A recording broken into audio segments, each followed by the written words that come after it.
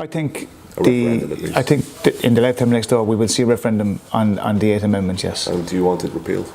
I think we need to have a debate on it. I've proposed that we should have a constitutional type convention approach to it, because it's not a black and white issue. No. What's your view? My view is, personal view is that the 8th Amendment is not what it should be. I would personally like to see it removed.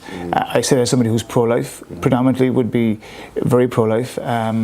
Wouldn't be, wouldn't have been easy with what happened in terms of the arrival at protection during pregnancy. If you had told me that we were going to discuss that and to have legislation, I would have been absolutely opposed to it. But when you sit down and you analyse and you read and you see in the cases of the personal stories of women, you recognise that there are two lives at stake here. There's the mother and there is the child. And as I said to you before, I was born 2 pounds, born premature. So to me, life is precious, but it's about the woman who's the mother and the child. So I think the 8th Amendment I don't think it sits well in our Constitution.